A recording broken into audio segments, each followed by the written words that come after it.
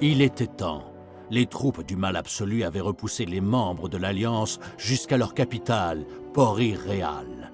L'heure du combat final avait sonné. Préparez-vous à détruire l'Alliance et effacer une bonne fois pour toutes le bien de la surface du monde.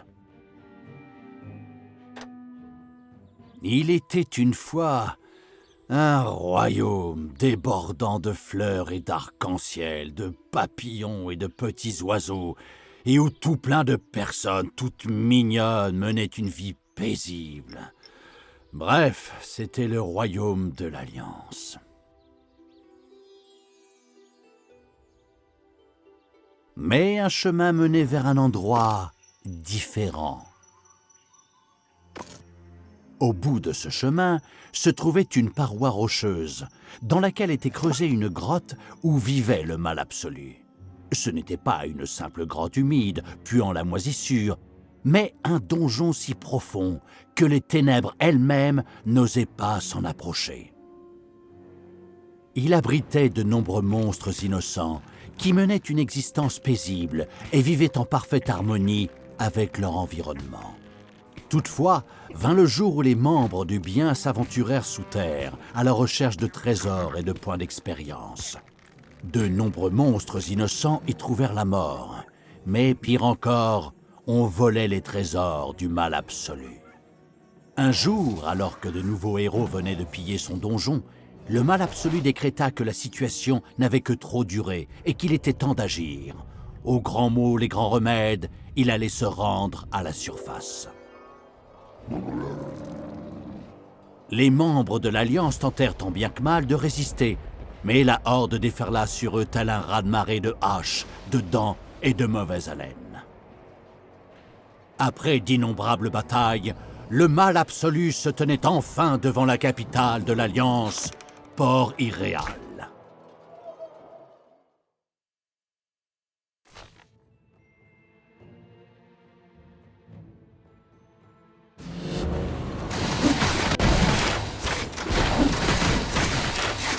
Après d'innombrables batailles, les forces du mal absolu atteignirent enfin Port-Irréal, capitale de l'Alliance. Les armées du bien, pourtant considérablement diminuées, s'y étaient rassemblées pour la bataille finale. Le mal devait payer le prix fort pour avoir osé s'aventurer en ces lieux. Du moins, c'est ce qu'il se disait.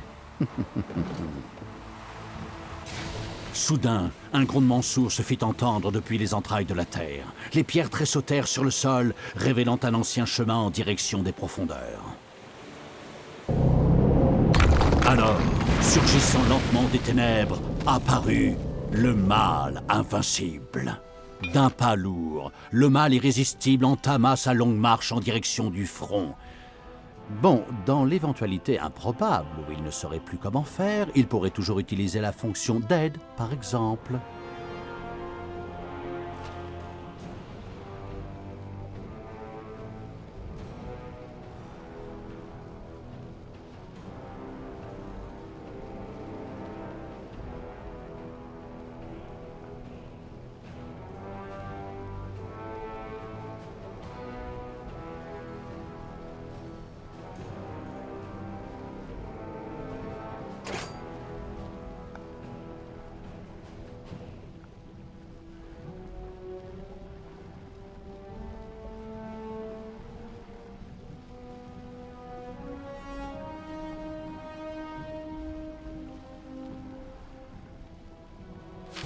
Je reprends.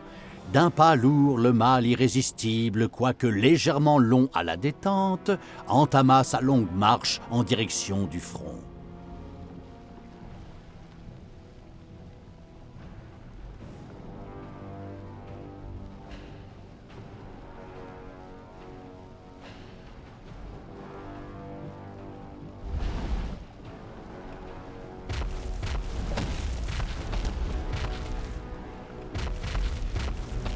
La présence du mal absolu se reflétait de différentes manières. L'herbe dépérissait dans tout le pays, tandis que par endroits, la terre se déchirait pour laisser place à de la lave en fusion.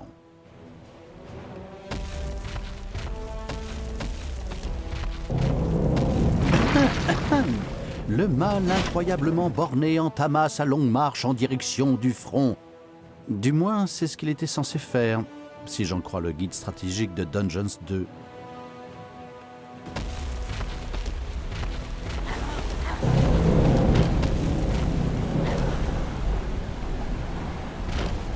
Même la forêt ne résista pas à l'aura du mal ultime et finit par battre en retraite.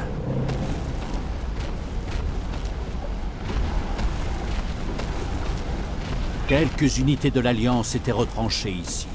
D'un pas déterminé, le mal absolu avança dans leur direction pour les terrasser à l'aide de son arme surpuissante.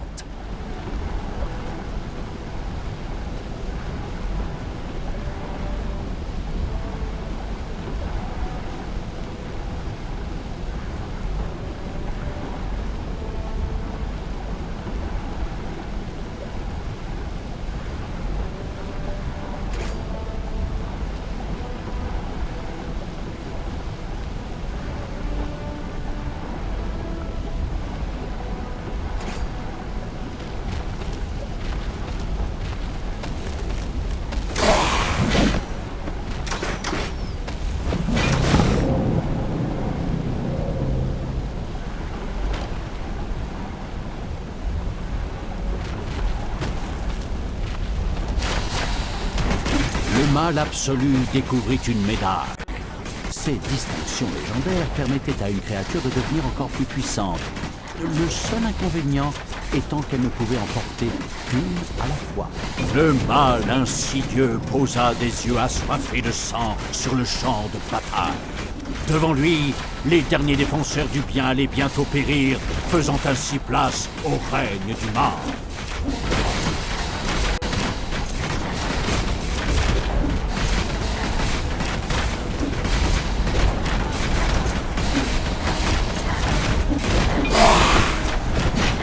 Les projectiles lancés par les catapultes de l'Alliance assombrissaient le ciel, mais les membres de la Horde n'étaient jamais aussi forts que dans l'obscurité. Enfin, s'ils survivaient à cela.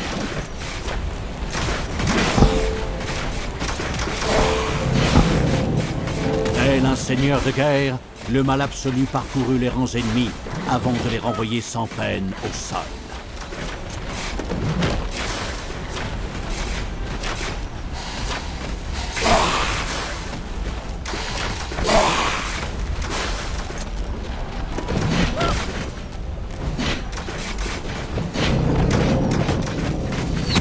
Rien ni personne ne pouvait arrêter le mal invincible.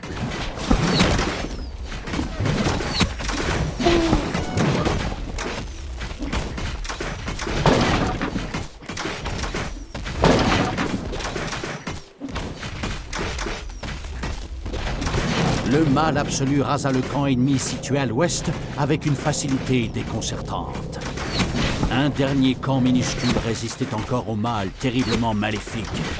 Mais là encore, tout cela ne ferait pas long feu.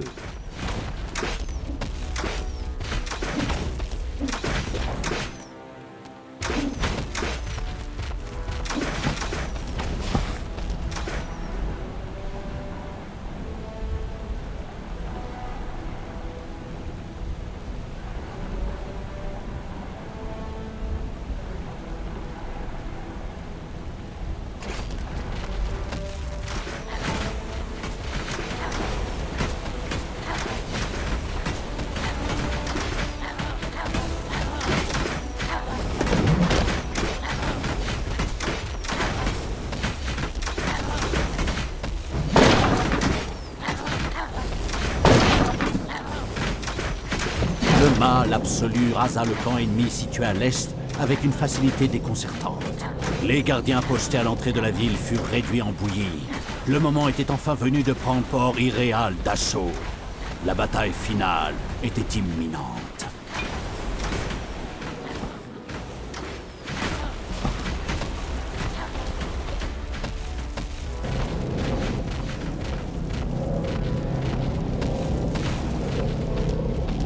La porte de la ville était fortement barricadée par les archers de l'Alliance. Mais il en fallait plus pour décourager le mal absolu. Ben alors, allez-y, écrasez-les! Allez! Ah oui, c'est vrai, mon texte. Grâce à sa magie toute puissante, le mal absolu parvint à éliminer les archers et à ouvrir la porte de la ville.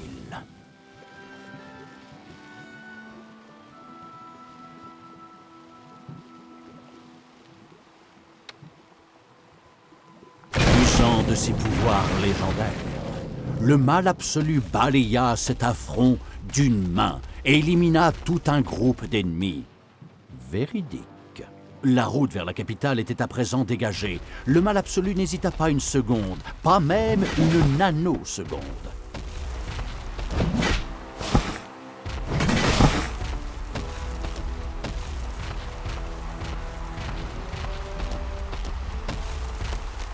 Le mal insidieux pénétra dans Port Irréal, où l'attendait une poignée d'ennemis. Les portes de plusieurs maisons s'ouvrirent brusquement, et de nombreux ennemis se ruèrent vers le mal surpris. Un piège.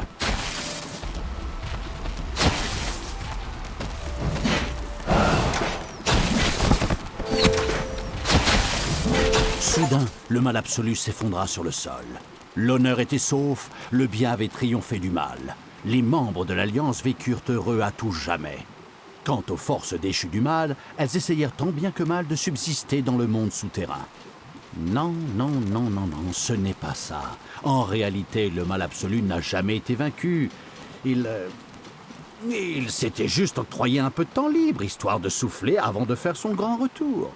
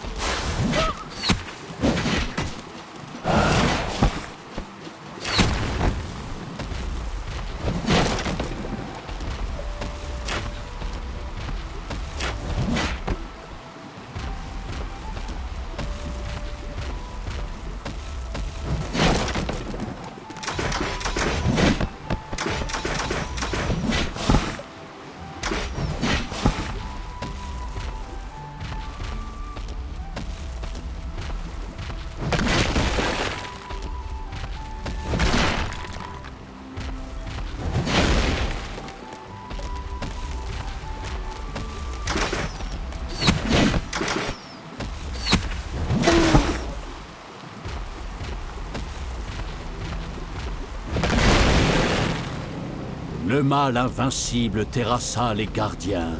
Port Irréal était tombé. Du moins, c'était ce qu'ils croyaient.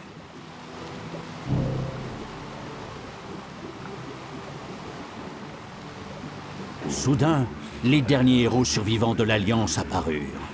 Encore un piège. Voilà qui commençait à devenir lassant. Mais cette fois-ci, quelque chose changea.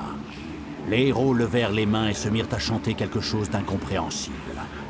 Un rituel magique, peut-être. Voilà qui ne laissait présager rien de bon.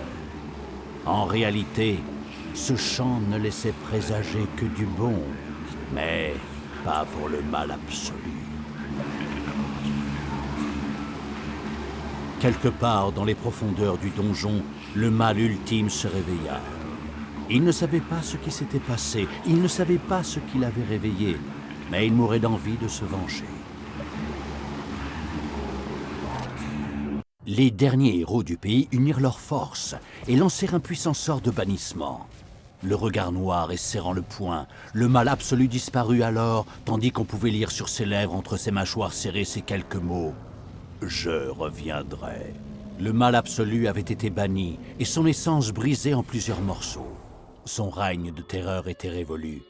Les habitants du monde supérieur célébrèrent cet événement et une ère de paix commença pour l'Alliance. Les créatures diaboliques furent bannies dans le monde souterrain, condamnées à servir de chair à canon pour les aventuriers en manque de sensations fortes. Pendant ce temps, dissimulés dans les recoins les plus inaccessibles de la planète, reposaient les derniers vestiges du mal absolu. Jamais ils ne reverraient la lumière du monde supérieur.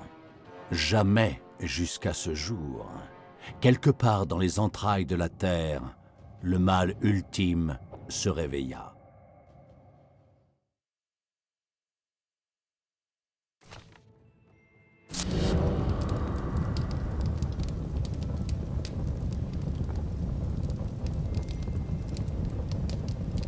C'est alors que la main de la terreur se leva, contrôlée par le mal ultime.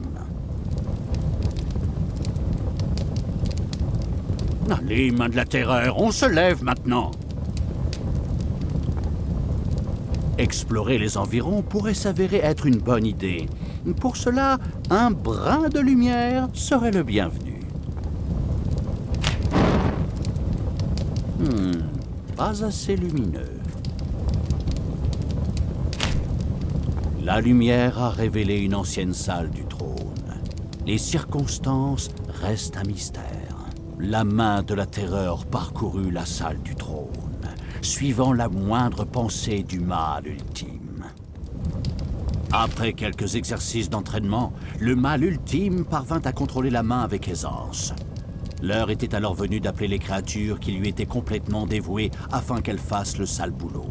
C'est justement à cela que servaient les morveux, les rebuts de tous les donjons. Le mal avide d'expansion en recruta un sans plus attendre.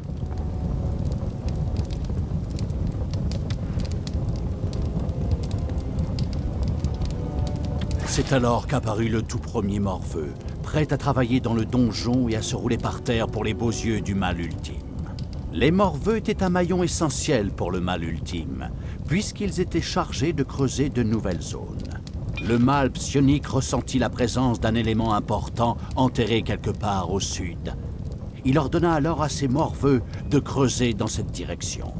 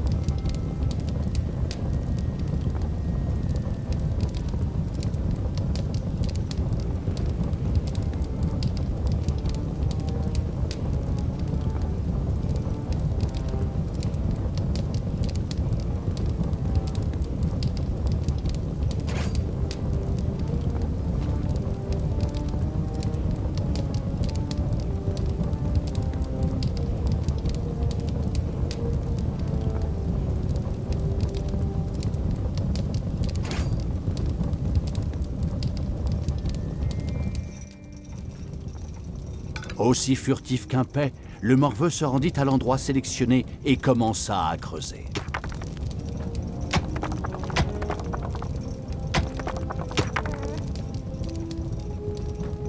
Regardez, il semblerait que les créatures du mal comblées aient travaillé plus vite qu'ils ne l'auraient imaginé. En effet, un magnifique donjon se dressait maintenant devant ses yeux ébahis. Tout était déjà en place. Les portes, les pièges, une chambre au trésor bien remplie. Et... Comment ça, une chambre au trésor? Et où est-ce que vous voyez une chambre au trésor, vous? Ah, ces stupides morveux ne sont vraiment bons à rien. Vous devez d'abord extraire de l'or afin de faire de la place pour une chambre au trésor. La main de la terreur indiqua rapidement quelques petits filons d'or, afin que les morveux puissent les exploiter. Une fois le filon d'or sélectionné, un morveux s'empressa d'extraire de l'or pour le mâle Cupide.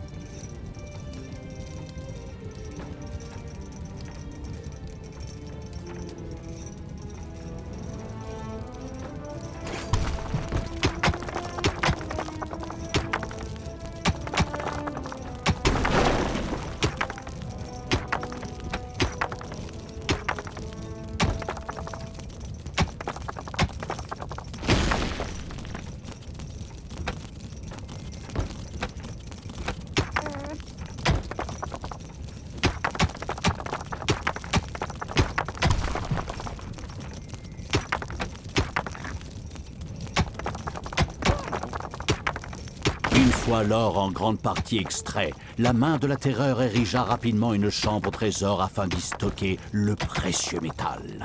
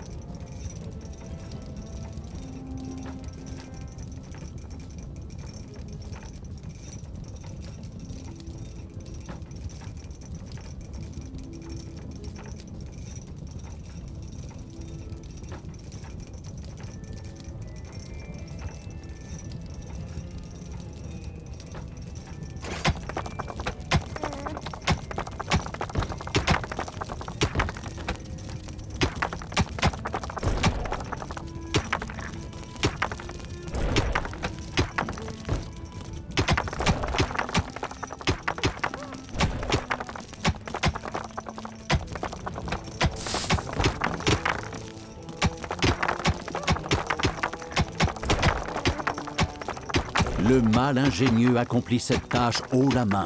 Ces morveux pouvaient à présent stocker l'or extrait dans la chambre au trésor. Cet or se trouvait désormais à la disposition du mâle Cupide, si celui-ci devait construire de nouvelles salles ou recruter de nouvelles créatures. Si les morveux étaient pleins de bonne volonté, ils étaient malheureusement trop faibles et trop lâches pour protéger le donjon. Puisqu'il ne pouvait pas le défendre lui-même non plus, le mâle ultime n'avait d'autre choix que de recruter des orques. Toutefois, ces créatures ne pouvaient pas vivre sans manger, ou plutôt sans boire de la bière, pour être plus précis. Par conséquent, la construction d'une brasserie s'imposait comme la prochaine nécessité. Il fallait alors libérer de l'espace. Le mâle ultime avait le sentiment que ses serviteurs ne mettaient pas assez de cœur à l'ouvrage. Peut-être qu'une claque administrée par la main de la terreur pourrait les remuer un peu.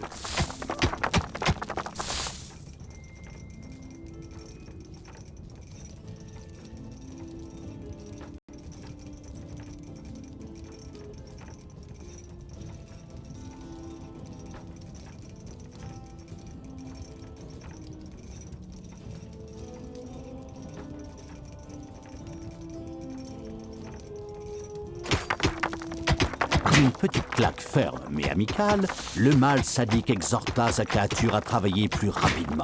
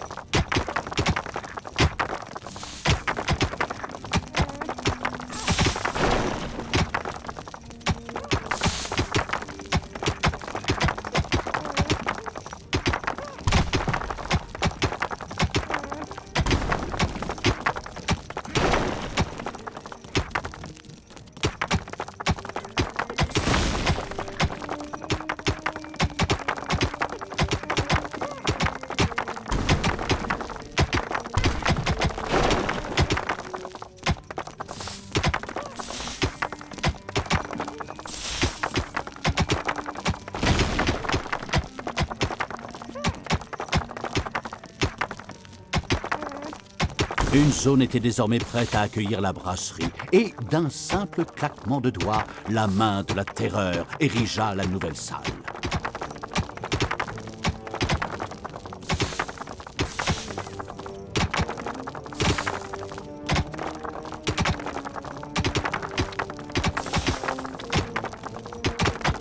Très bien. Mais la nouvelle brasserie ne disposait pas encore de cuve de brassage. Dans un soupir de résignation, le mâle surmené s'occupa également de ce problème.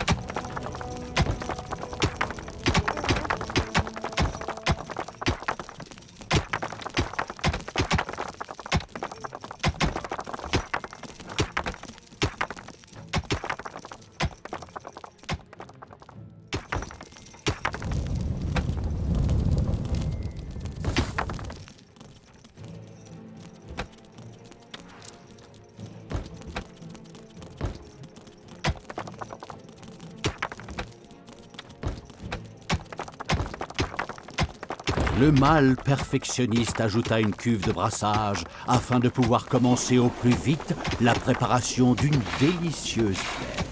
Un morveux commença à travailler à la cuve de brassage. Le mâle nostalgique refoula ses souvenirs d'Oktoberfest et de festivals de musique. Il avait plus important à faire que de ressasser le bon vieux temps. Ainsi, la bière et l'or abondaient dans le donjon. Le moment était venu de recruter des créatures pour se protéger des héros cupides et autres individus qui oseraient s'aventurer dans le monde souterrain. Pour l'heure, seuls de simples orques faisaient vœu de loyauté envers le mal ultime. Le reste de la horde était dispersé aux 4 vents.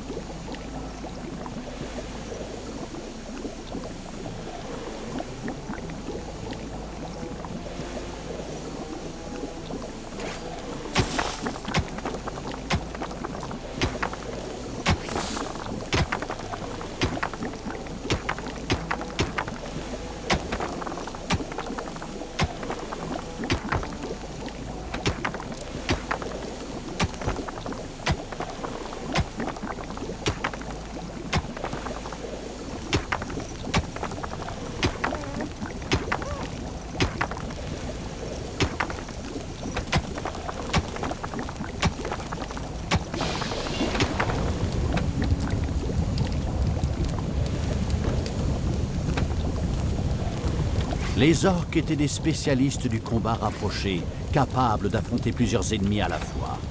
Toutefois, ils étaient particulièrement vulnérables aux attaques à distance. Le donjon du mal avide d'expansion prospéra, mais finit malheureusement par atteindre la population maximale possible. Il fallait désormais se débarrasser d'une créature dans la fosse de l'oubli, avant de pouvoir en recruter d'autres. C'est jour de paix. Un gong inquiétant retentit à travers les salles du donjon.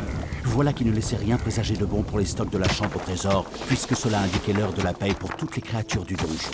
Malheureusement, le mal ultime étant enchaîné à son trône, il ne pouvait empêcher le gong de retentir. Par conséquent, il n'avait pas d'autre choix que de satisfaire les besoins financiers de ses serviteurs, du moins pour le moment.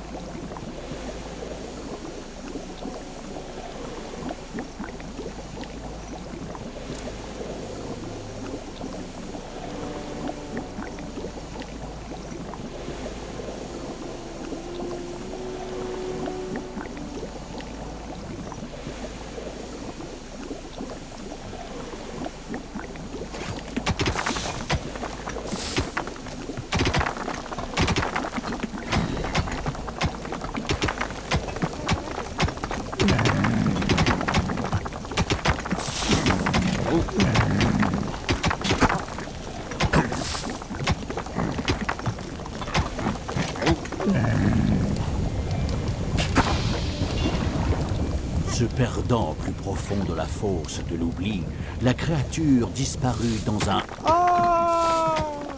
« Ce geste cruel donna naissance à un léger sourire sur le visage du mal ultime. Un orque tout pouilleux émergea des profondeurs et fit vœu d'allégeance au mal ultime.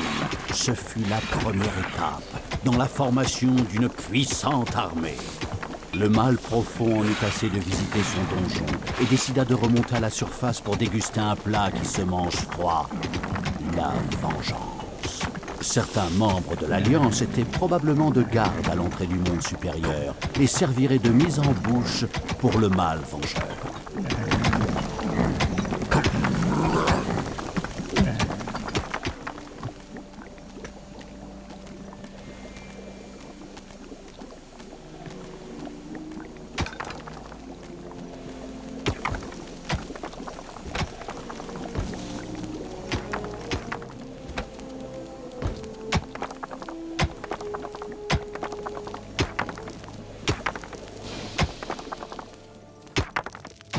qu'elles cherchaient une entrée vers le monde supérieur, les créatures du mal sans nom tombèrent sur un nid d'araignée. Un seul orque n'aurait pas suffi à en venir à bout. C'est pourquoi le mal épouvantable utilisa la main de la terreur pour se saisir de plusieurs créatures inexpérimentées au combat et les jeter directement dans le nid d'araignée.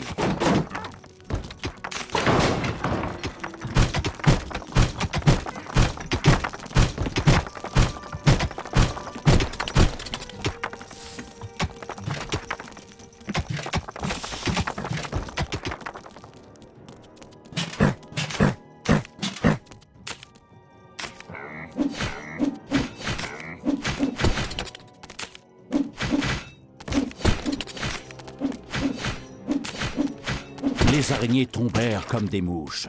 Le mal à la stratégie parfaite se félicita, fier d'avoir entraîné ses troupes au combat avec un tel aplomb.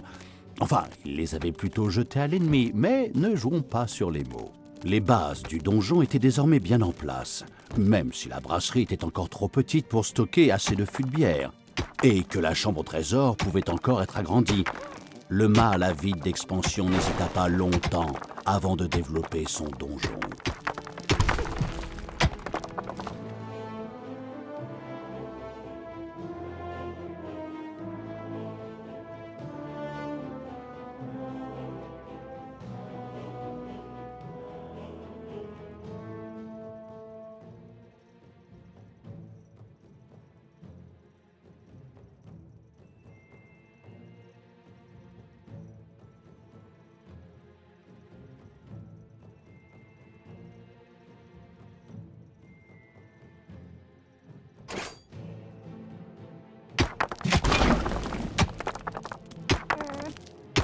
Le mal est réveillé, mais ses frères dorment encore. Hein? C'était quoi ça? Ça figure pas sur mon script. Ouais, encore un mec chelou. Bref, revenons à nos donjons.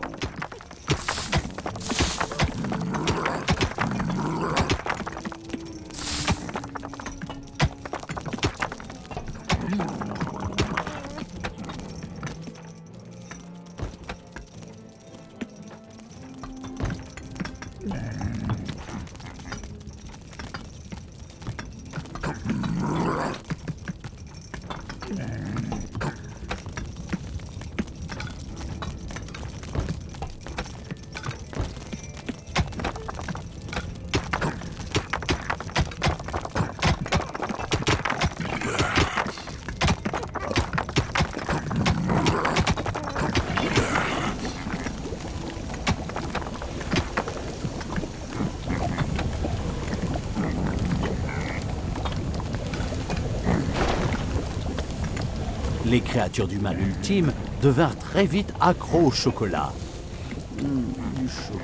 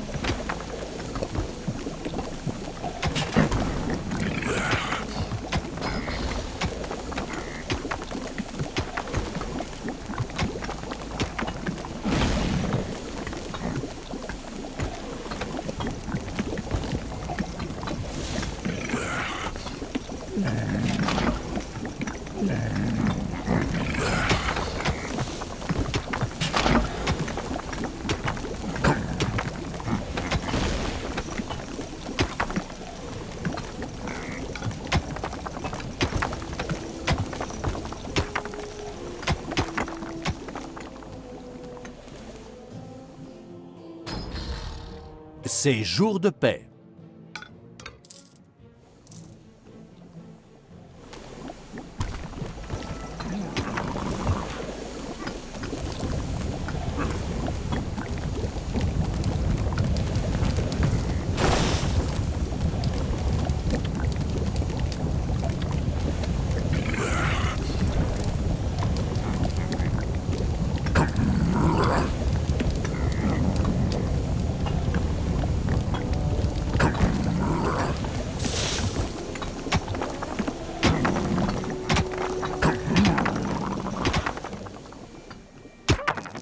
créature monstrueuse surgit de l'obscurité, campée sur ses sur ses 8 grosses pattes velues.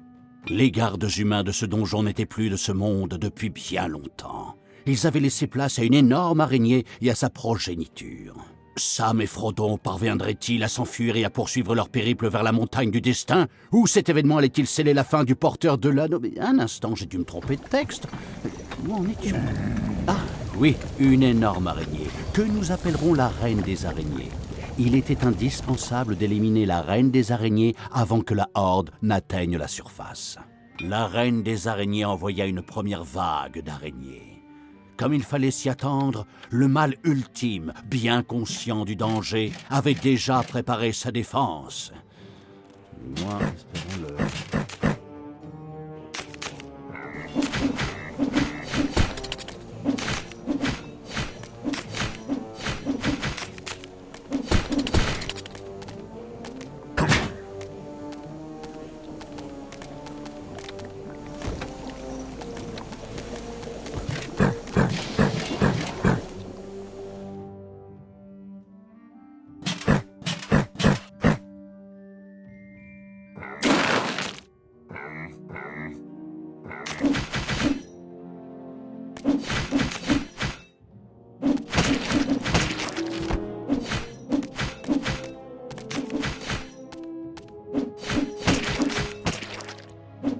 C'est alors qu'une nouvelle vague d'araignées fut envoyée pour détruire le mâle ultime.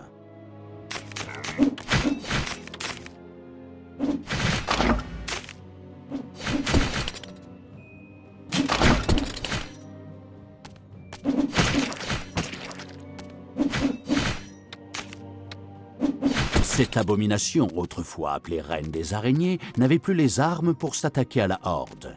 Plus tard, le mâle délicat se servirait de ses entrailles pour fabriquer une lampe à lave. La voie était libre jusqu'à la surface, ce qui ne pouvait signifier qu'une chose, l'heure de la vengeance avait sonné. Le mâle ignoble voulut profiter de cette aubaine pour pousser un rire sinistre, mais son état physique l'en empêcha. De ce fait, il demanda au narrateur s'il pouvait s'en charger à sa place. Bon, très bien, alors voilà.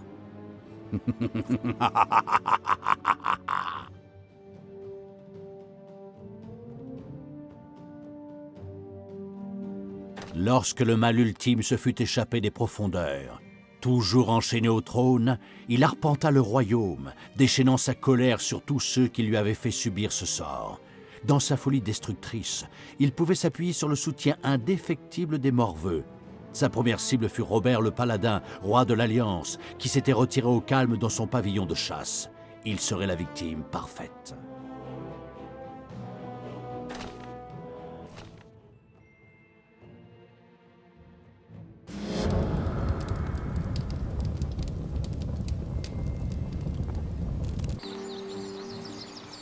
Les éclaireurs ont rapporté que le roi Robert passait la plupart de son temps à flâner et à réciter de la poésie près de son pavillon de chasse, et dire que ses poèmes seraient bientôt remplacés par des éloges funèbres. Le mâle vengeur n'avait qu'une envie, vaincre le roi de l'Alliance et embrocher sa tête au bout d'une lance. Et non, je voulais dire que sa seule envie était de voler tous les cookies du roi Robert. Mieux vaut la jouer sobre, si on veut éviter la censure.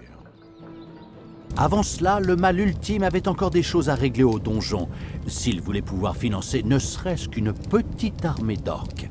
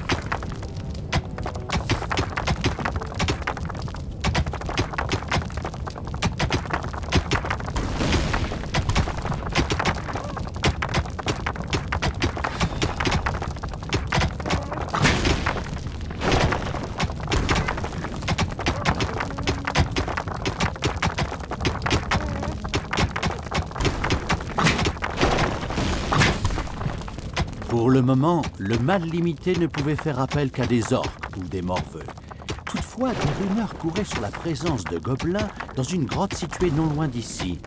Le mâle aventurier avait alors tout intérêt à suivre cette rumeur de près.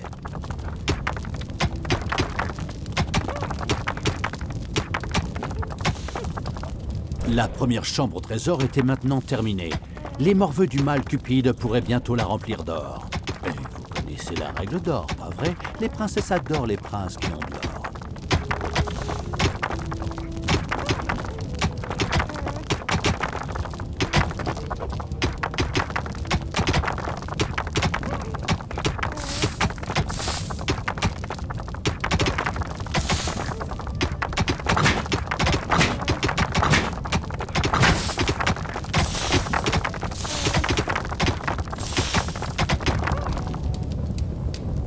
Voici un petit extrait du guide stratégique intitulé « Les donjons pour les nuls ». Les montagnes ne consistent pas toujours en de simples amas de pierres, mais peuvent parfois abriter des grottes naturelles ou artificielles. Celles-ci renferment bien souvent des trésors et moult dangers afin de rendre le jeu encore plus passionnant.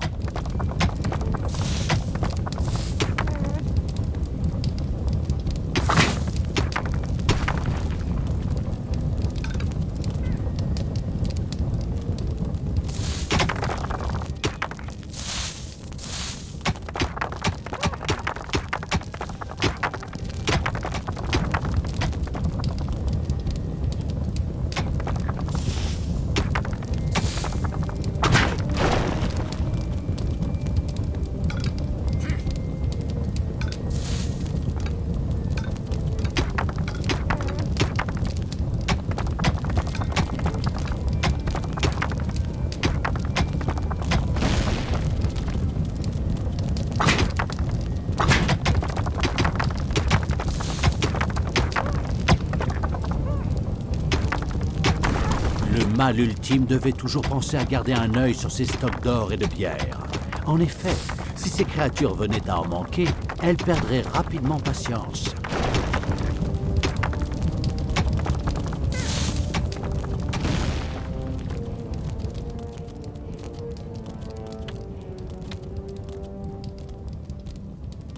La première brasserie était maintenant terminée.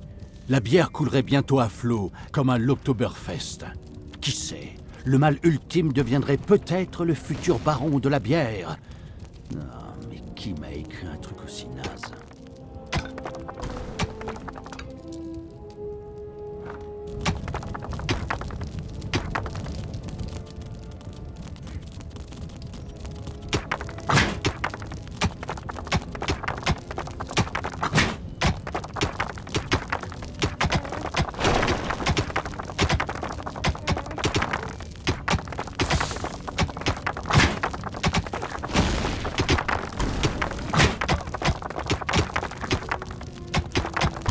Le mâle ultime avait peu à peu pris ses aises dans le monde souterrain.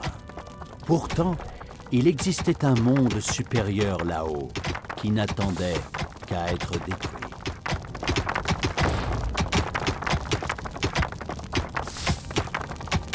C'est jour de paix.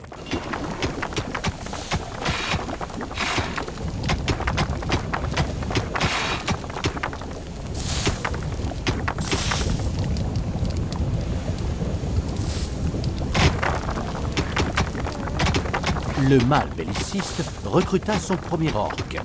Comme le disait un ancien proverbe, la violence est la meilleure solution. En tout cas, c'est souvent la seule.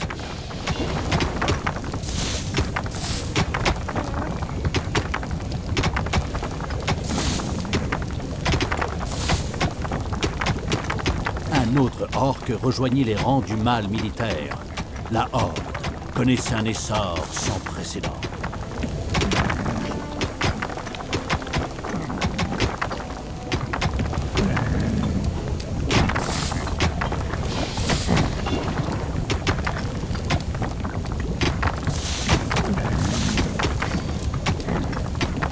Le moment de passer à l'attaque était venu.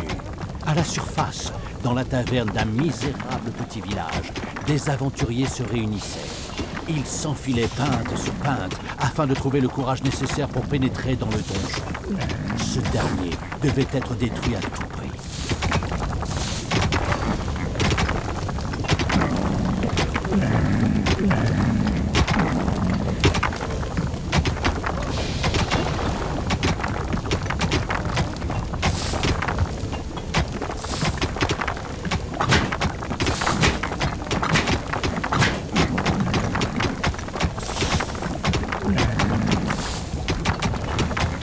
Les ennemis se sont introduits dans le donjon.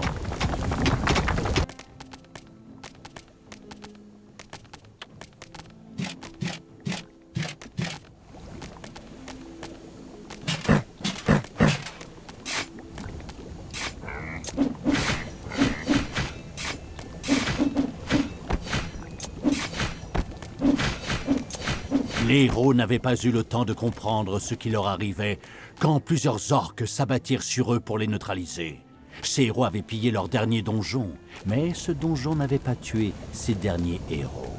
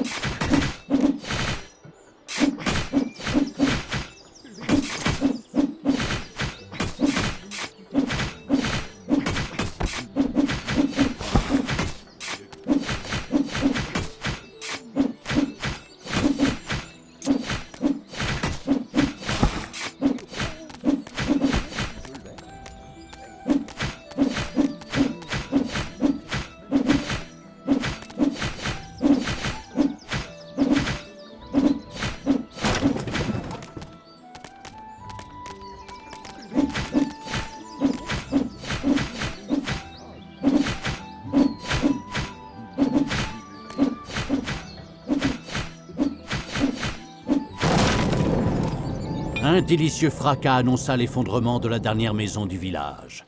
Parfait. Aucun groupe de héros ne pourrait plus s'y retrouver pour planifier la destruction du donjon du mal vengeur. Le pavillon de chasse du roi Robert se trouvait au nord. C'était là que le mal ultime assouvirait finalement sa soif de vengeance, même s'il était particulièrement bien gardé pour le moment. Peut-être devait-il commencer par se rendre dans la grotte située à l'ouest, où se trouvait un clan de gobelins que le mal rusé pourrait recruter.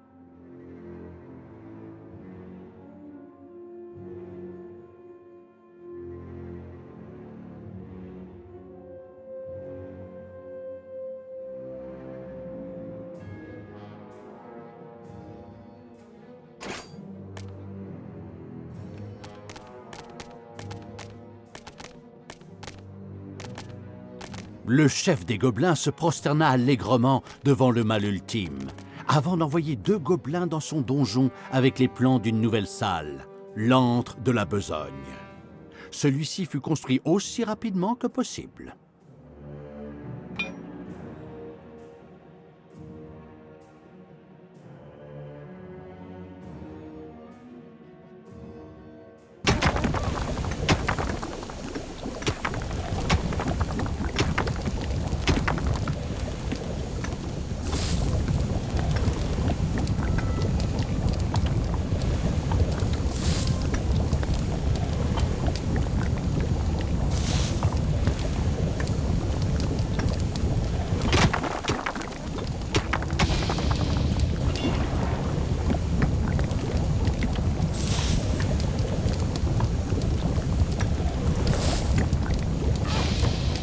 C'est ainsi que fut construit l'antre de la besogne. Celui-ci aurait très bien pu servir d'entrepôt, puisqu'il lui manquait l'atelier dont les gobelins du mal insidieux avaient besoin. Rapide comme l'éclair, le mal installa un constromatique dans l'antre de la besogne. Un constromatique flambant neuf ornait désormais l'antre de la besogne du mal, avide d'expansion.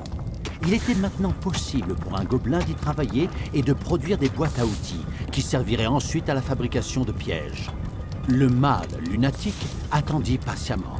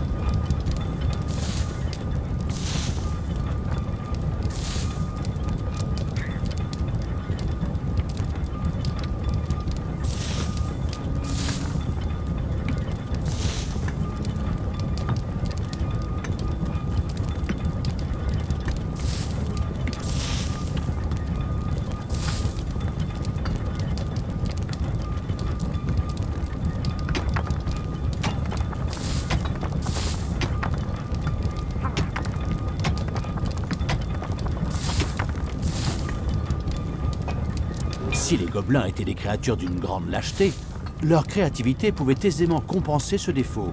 Et par conséquent, c'est non sans fierté qu'ils présentèrent au mal perfide leur projet de piège.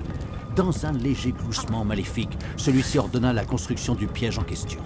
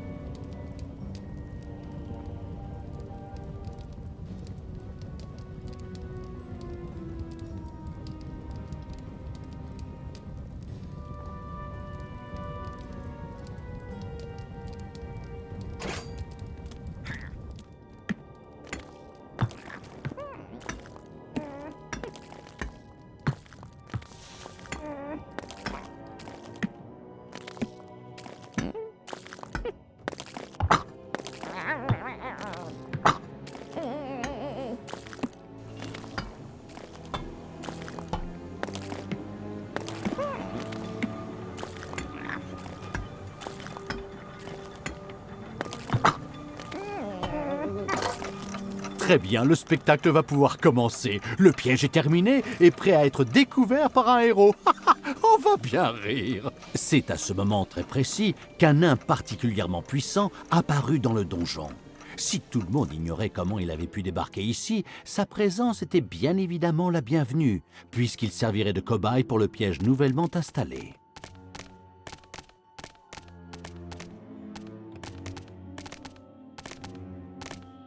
Même ce nain pourtant si fort n'avait aucune chance de survie face au piège extrêmement dangereux et au redoutable monstre du mal invincible. Il mourut sur le coup pour le plus grand plaisir du mal ultime.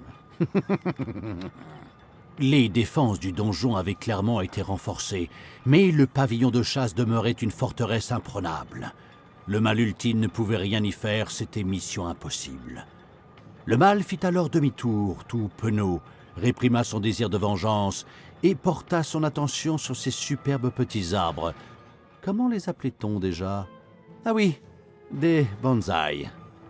Fin. Plutôt frustrant, n'est-ce pas? Bien sûr, ce n'était pas encore la fin. En réalité, le mal infatigable se rendit dans la grotte des gobelins. Il espérait qu'après quelques claques, le chef des gobelins se montre un peu plus bavard.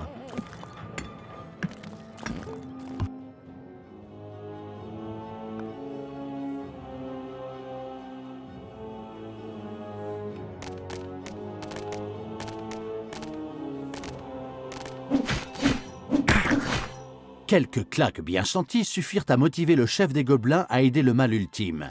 Il existait effectivement un ancien tunnel qui servait autrefois d'issue de secours. Celui-ci reliait la grotte des gobelins aux voûtes du pavillon de chasse. Le chef des gobelins offrit de son plein gré l'aide d'un gobelin assassin qui aiderait le mal violent à infiltrer le pavillon.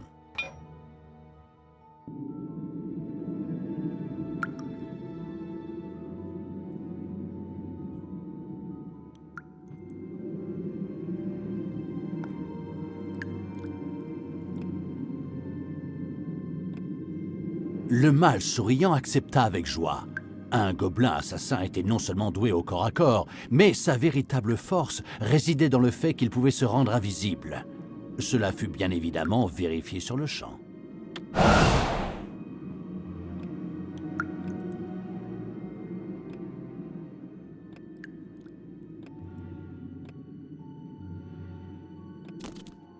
Malgré le pouvoir d'invisibilité du gobelin, le mal ultime avait tout intérêt à faire preuve de la plus grande prudence. En effet, certains ennemis avaient reçu un entraînement spécial d'observation et pouvaient désormais repérer les unités invisibles.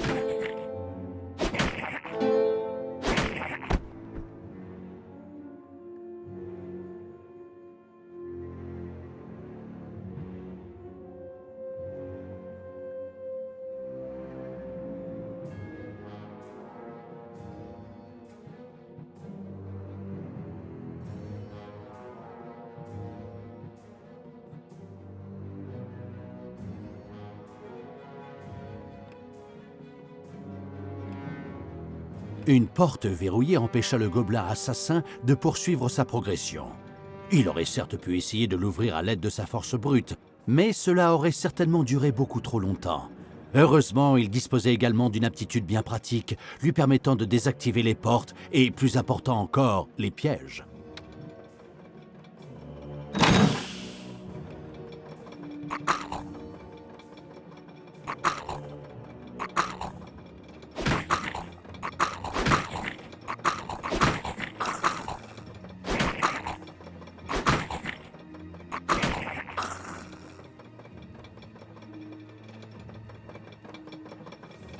Des ennemis se trouvent dans votre donjon.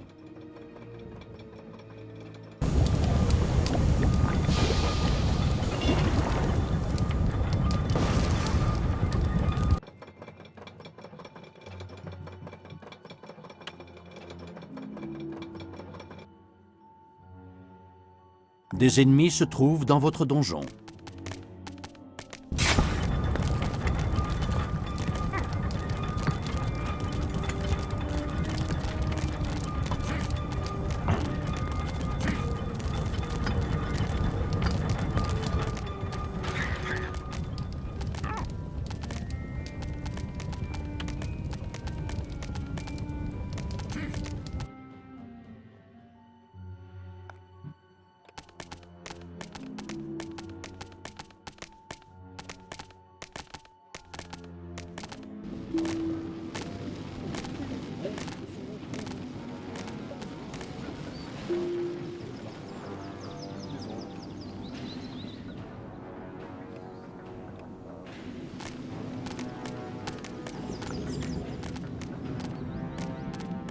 La salle du trône est attaquée.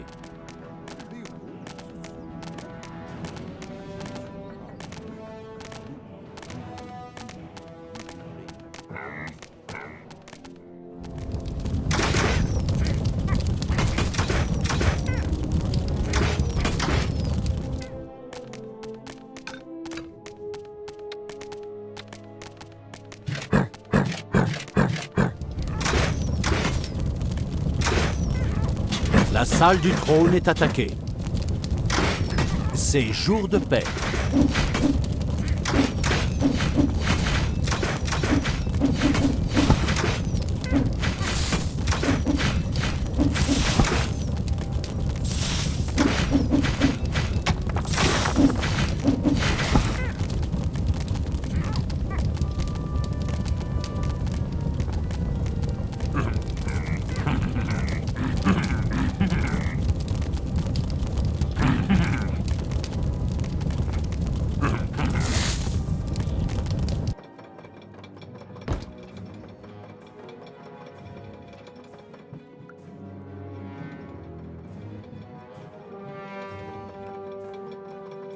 Le mâle dégourdi reconnut que la princesse guerrière était extrêmement puissante. Par conséquent, il était préférable que le gobelin assassin garde ses distances avec elle.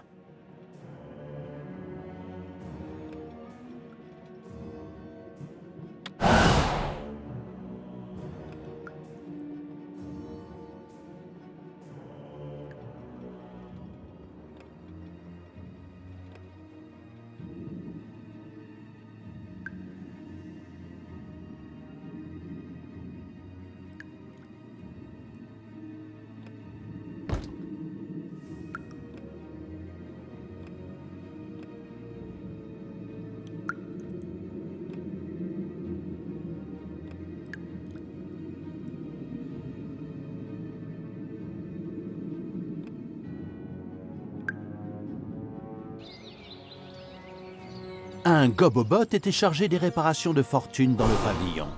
Voyant cela, le mâle délicat ressentit comme de la compassion remonter à travers tout son corps, mais il ne parvint à sortir qu'un énorme euro. Il libéra néanmoins le gobobot, se disant qu'il pourrait bien lui être utile.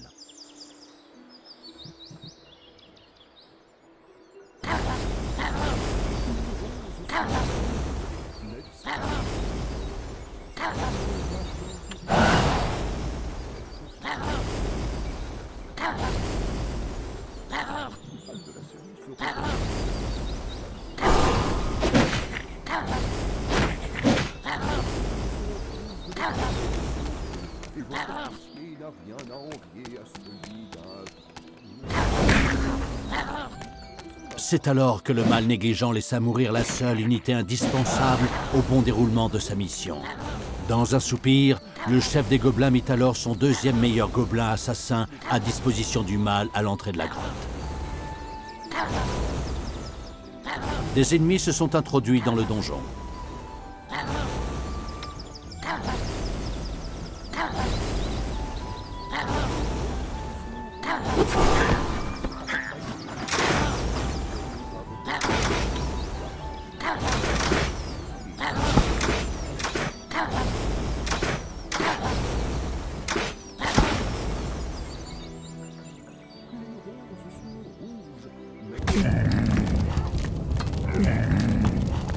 Ravi d'avoir été sauvé par le gobelin assassin, le gobobot rejoignit la horde et montra à ses bourreaux de quel bois il se chauffait. Sa capacité à ignorer plus ou moins les dégâts à distance et à embraser de vastes zones pourrait s'avérer fort utile à l'avenir.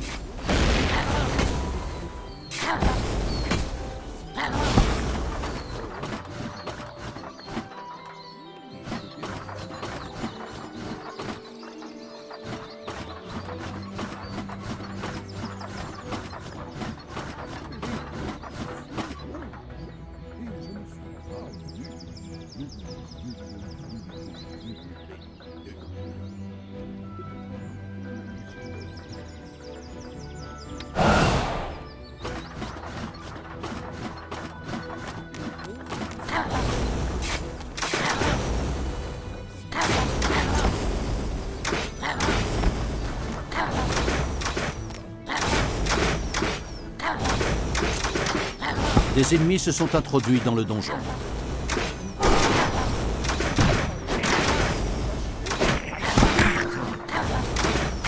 Mais c'est pas vrai! Vous allez tous les tuer comme ça?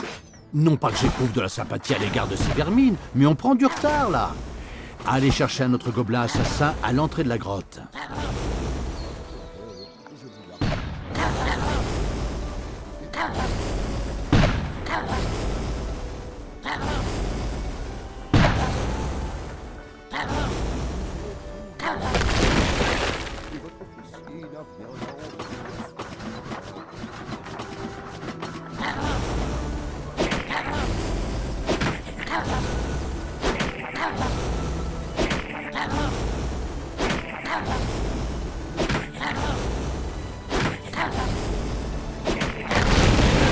Le pavillon de chasse fut complètement détruit, à la grande fierté du mâle vengeur. Le moment était venu de se concentrer sur le roi Robert. Celui-ci se trouvait dans son jardin, récitant des poèmes d'amour bien ringards. Le mâle antilyrique n'avait pas de temps à perdre avec de la poésie, et il comptait bien le démontrer à son ennemi de toujours.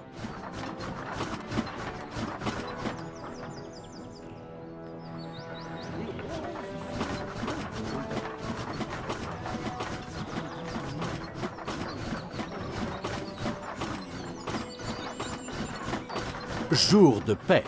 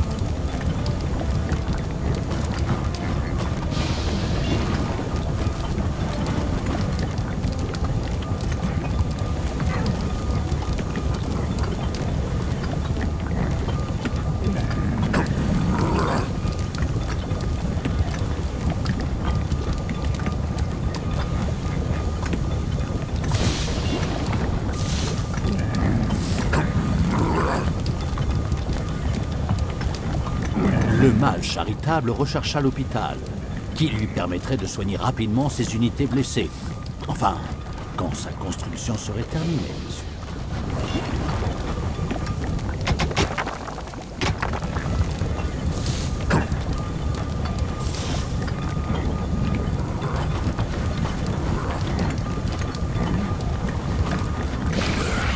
C'est tout naturellement que le mal attentionné construisit un hôpital pour ses créatures blessées.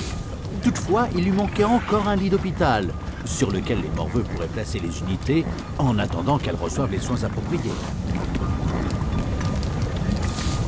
l'hôpital accueillit son premier lit, qui pourrait lui-même accueillir les unités blessées attendant de se faire soigner. Pour cela, les morveux seraient chargés d'amener les créatures jusqu'à l'hôpital, où ces dernières pourraient alors recevoir les soins appropriés.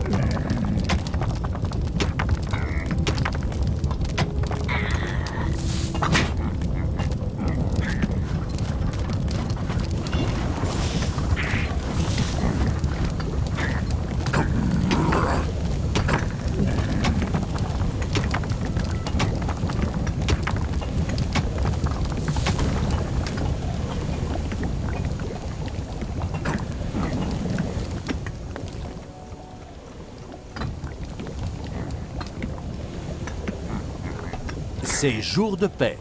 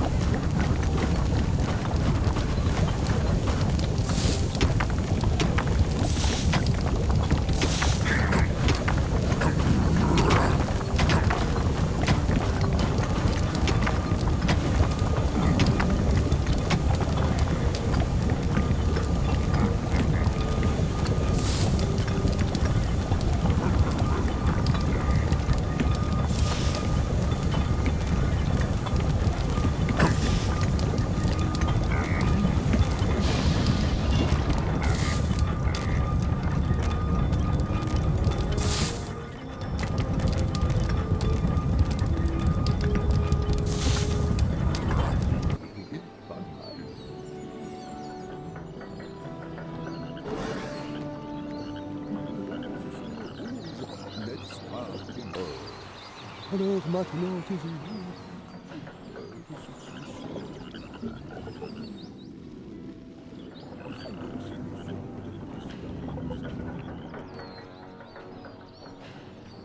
Les roses sont rouges tout comme nous.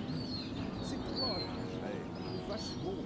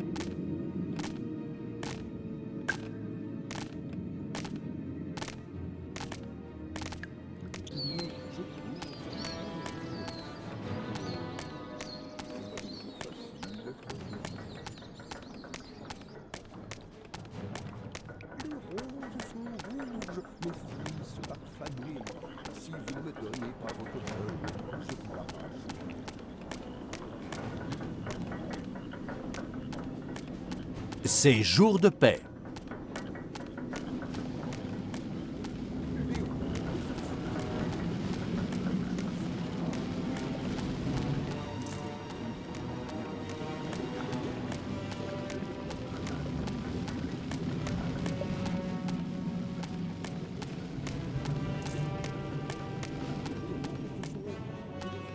Un espion des services secrets vous a contacté afin d'obtenir les données d'utilisation de tous vos monstres. Visiblement, vos orques n'ont pas apprécié.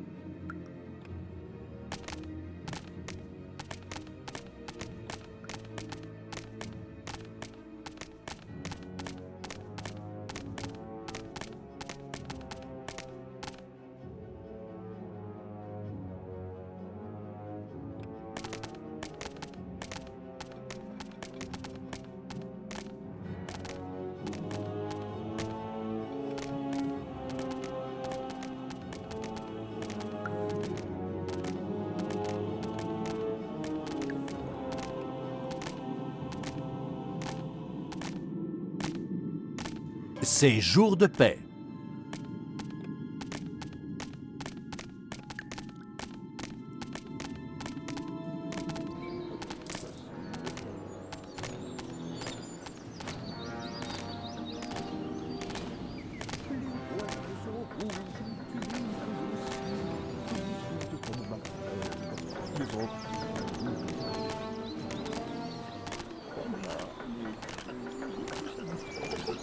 Suivant.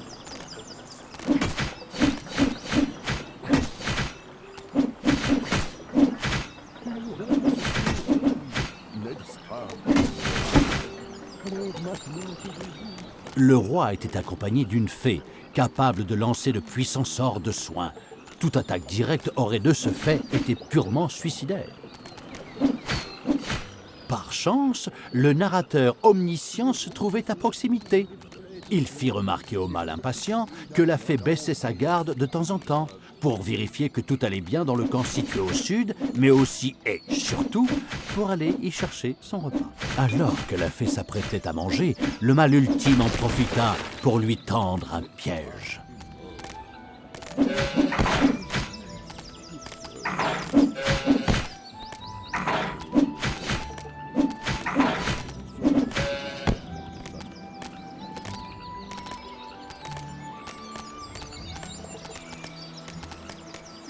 Ah là là là là. Tuer un petit être volant sans défense aurait certes pu prendre une demi-seconde, mais c'était là encore sans compter sur le mâle incroyablement incompétent qui réussit l'exploit d'alerter les gardes.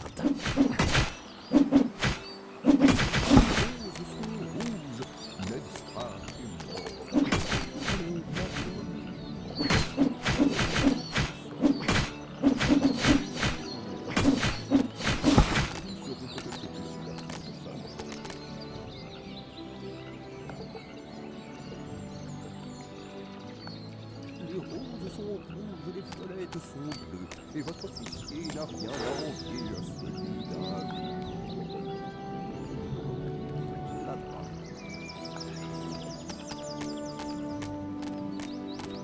Les roses sont rouges, les pissenlits sont jaunes. Ah, j'aimerais que vous soyez à fond. Parfait. Ça peut être mal interprété. Je vais essayer.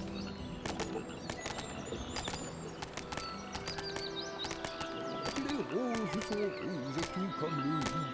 C'est toi que j'aime, vachement beaucoup.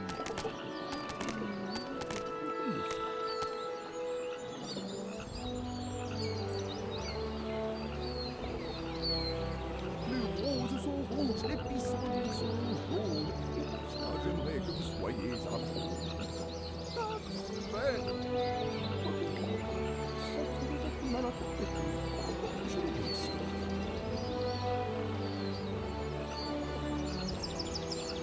Les roses sont rouges, les violettes sont bleues, et votre officier n'a rien à envier à celui d'un...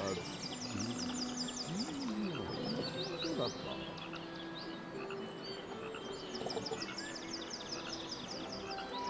Les roses sont rouges, l'air est verte.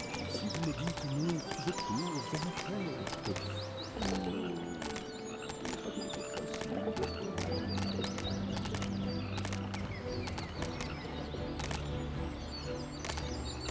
Les roses sont rouges tout comme le riz. C'est toi que j'aime, vachement beaucoup.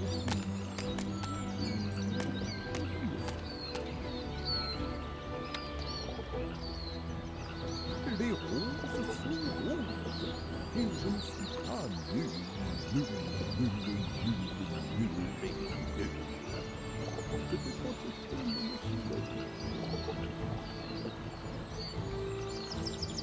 Les roses sont rouges, mes fils parfanés. Si vous ne me donnez pas votre cœur, je vous l'arrache. Pas mal.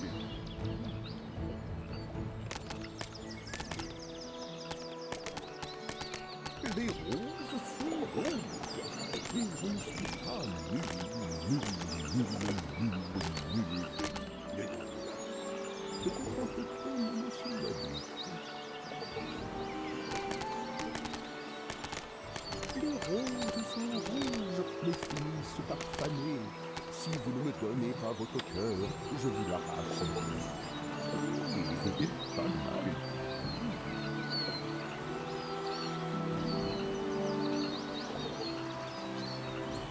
Les roses sont rouges, les pissenlits sont jaunes. Et parfois, j'aimerais que vous soyez à fond. Parfait.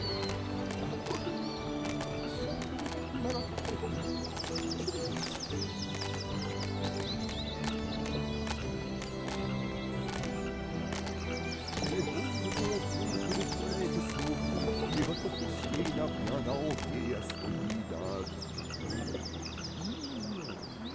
Ça va pas.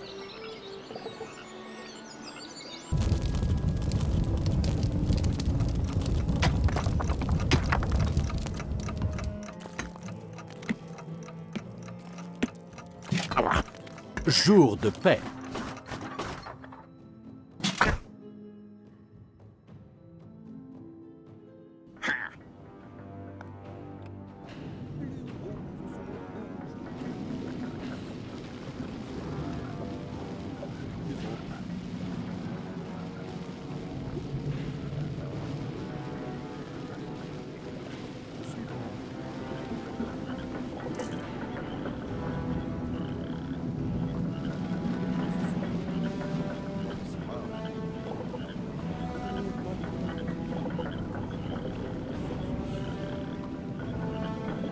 Le long de la route, la horde rencontra un gobelin égaré qui constituait visiblement à lui seul les vestiges d'une unité d'attaque du pavillon de chasse. La misérable créature rejoignit l'armée du mal puissant dans un soupir de reconnaissance.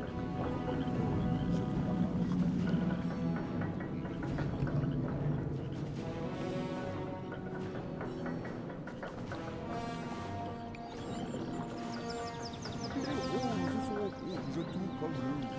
C'est toi que j'aime, vachement beaucoup.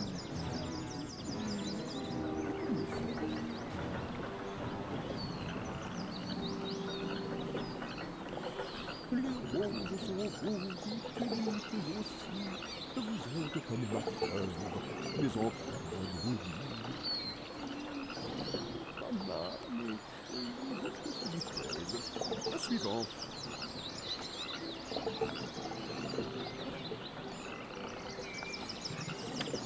Les roses sont rouges, l'air est verte.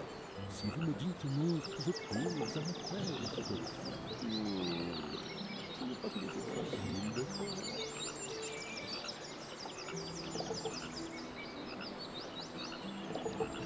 Les roses sont rouges tout comme le riz. C'est toi que j'aime, vachement beaucoup.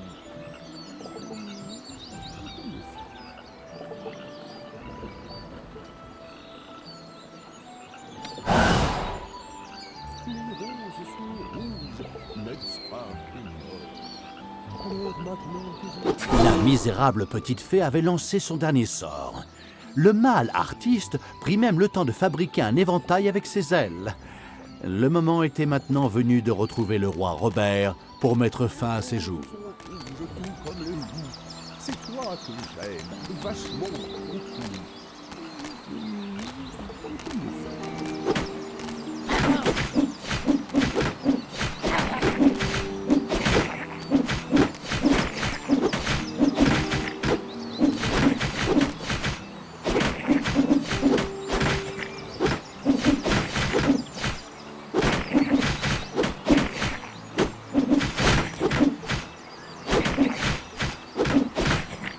Le roi Robert tomba, scellant ainsi la vengeance bien méritée du mal ultime.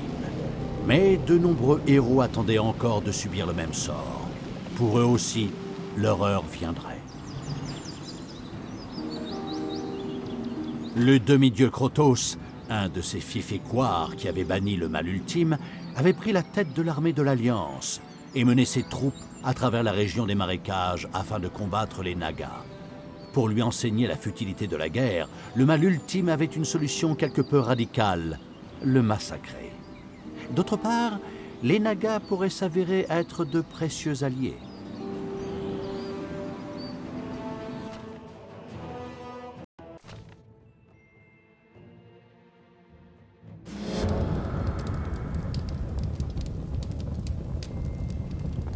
Le roi Robert était mort, mais le mal vindicatif avait encore de nombreux héros en ligne de mire. Dans les marais, c'est le demi-dieu Krotos qui était chargé de mener les troupes de l'Alliance contre les féroces Nagas. Ceux-ci s'étaient retranchés ici après la dislocation de l'armée des Ténèbres. Il aurait semblé judicieux que le mal impatient commence par s'allier avec les Nagas avant de foncer tête baissée vers Krotos.